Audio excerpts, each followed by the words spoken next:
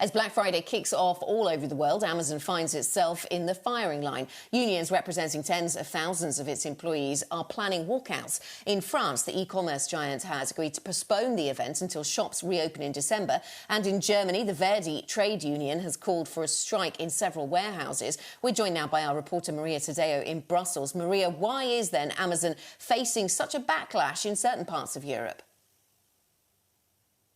Right, Anna, I would say there's a combination of issues here, but the central theme really is the pandemic. When you look at COVID-19, it really has accelerated this transition from doing your shopping in store, from going to an actual physical store.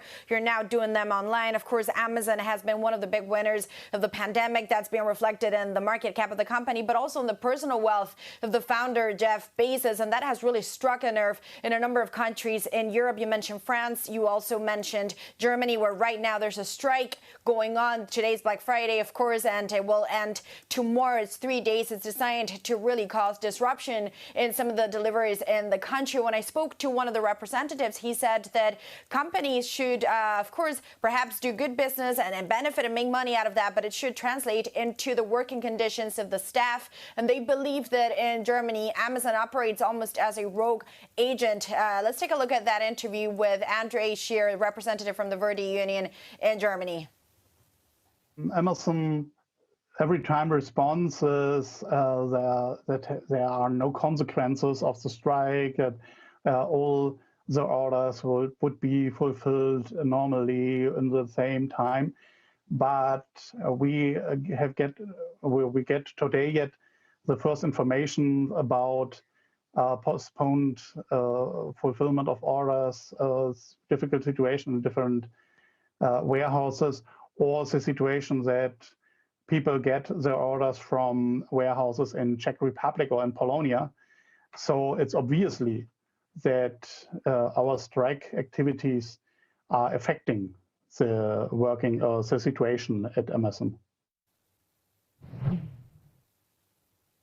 And that was SCHEER, representative of the VERDI union in Germany, carrying out a 3-day strike, demanding more pay from Amazon. And Anna, there's also this issue about competition. You know, if you're a small SME in Europe, a smaller company, there is this sense that it's just not a fair competition. You either work with Amazon or you try to have the same capabilities that a company like that would have. That's difficult for small SMEs. And I would also go as far as saying there is a cultural element to this, is this idea that the big American companies changing the way that we shop in Europe. And you could argue perhaps a lot of this is just your typical cliche about Europeans liking to do their shopping on a Saturday night, on a Saturday evening, but it has resonated politically with some politicians. The mayor of Paris herself has endorsed a petition that says this Christmas is better to shop if you don't do it with Amazon. The mayor of Barcelona also striking a very similar line, saying as soon as we reopen, go for local, try to ditch Amazon if you can.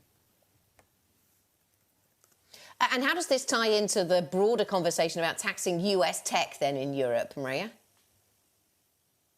It does, Anna, and for years now we've heard from many European governments, from the institutions, from the European Commission, that American tech companies are benefiting from a huge market that is the single European market, and they're not paying enough tax. The French are pushing, as you know very well, for an OECD tax. There's also an issue about competition, and right now specifically when you look at Amazon, there is a probe going on by Commissioner Vestager as to whether or not it dominates its position, as to whether or not it uses the data it collects to compete with some of the retailers that should be a platform for them, and instead prioritizing its own products. So clearly there's an issue there, a much bigger issue as to what kind of role and what kind of tax and competition, how much dominance U.S. companies should have in Europe, or I should say Europeans have not been able to match anything that looks like a Facebook, a Google, and Amazon, and so on.